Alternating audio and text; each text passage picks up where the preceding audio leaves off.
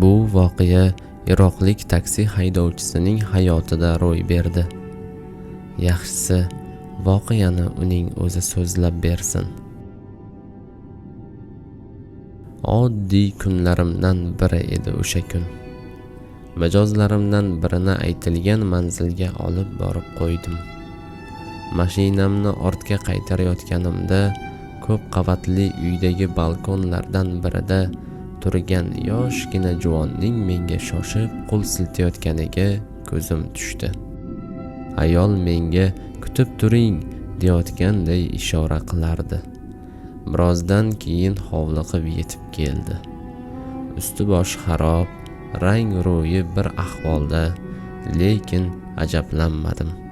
Hozir butun Iroqning aholisi deyarli yarmi shu ahvolda. Meni tilanchi deb o'ylamang, dedi juvon salom bergach. Uyda 3 go'dagim ochdan o'lyapti. Uning ovozidagi dard yuragimni zirqiratib yubordi. Erimni bosqinchi askarlar o'ldirishgan. Hozirgacha bor budimni sotib kun ko'rib keldim.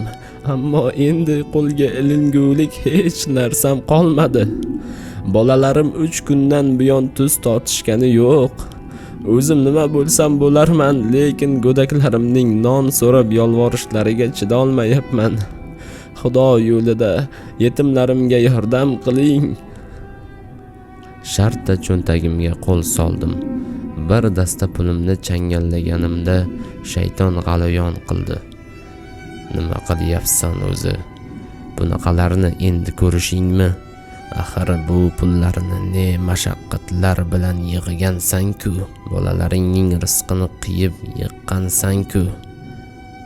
Chindan ham shunday.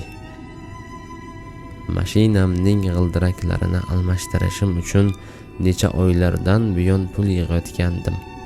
Xotinim yemoq-ichmog'imizni ozaytirish hisobiga yig'ib bergandi bu pullarni. Har kecha ishdan qaytganimda xavotir bilan kutib o'tiradi.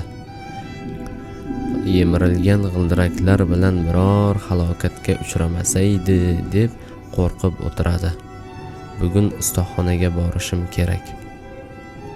Juvon o'ylanib qolganimni ko'rib yig'lab yubordi. Tilanchilik qilib o'rganmaganman jon qardoshim. Non dardida nomusimni sotishga majbur qolmayin. Imkoningiz bo'lsa, go'daklarimning jonini, mening nomusimni saqlab qolishga yordam bering. Yuragim yonib ketdi. Yonimdagi bor pulni oldim-da juvonga tutqazdim. Hech qachon nomusingni sotma singlim. Bu pullar bir kuningga yarar. Qolganini Alloh beradi. Mening qo'limdan kelgani shu.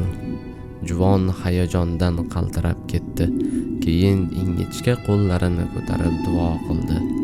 Allohim bu yaxshiligingizni munosib mukofotini bersin. Sizni o'zi yarlaqasin, o'zi qo'llasin. O'sha kuni arang non pulini topib uyga qaytdim. Ustaxonaga bordingizmi? Deya xavotir bilan tikilib turgan xotinimga yolg'on gapirishga majbur bo'ldim. Bordim. Ammo hozir mening mashinamga mos g'ildiraklar yo'q ekan. Keltirgach o'zlari xabar berishadi. Oradan 3 kun o'tdi. Kechqurun uyga qaytsam, xotinim qo'limga bir parcha qog'oz tutqazdi.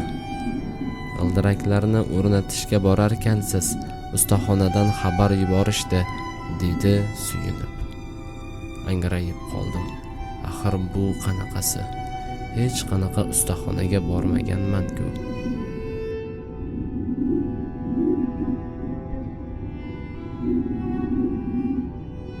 Shoshib qog'ozga qaradim. Ism sharifim, manzilim to'g'ri yozilgan. Ustaxona manzili ham bor.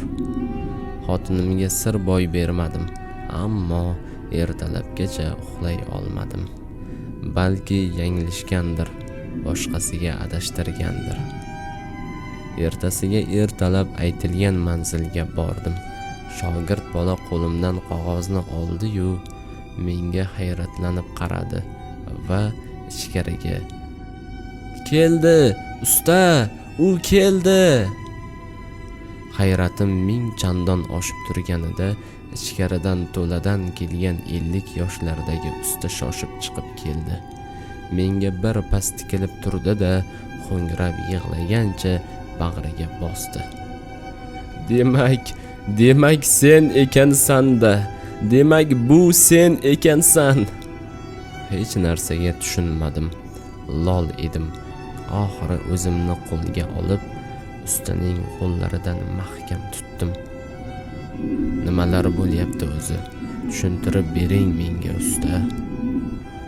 Usta qaldiroq qo'llari bilan ko'z yoshlarini artarkan dediki: Mana 3 kechadirki tushimga Rasululloh sallallohu alayhi va sallam kiryaptilar. Menga dedilarki, falon manzildagi falonchini chaqirginda mashinasining g'ildiraklarini almashtirib ber. Faqat undan haq olma, haqqini men to'layman. Qiyomatda shafoatimga noil bo'lasan.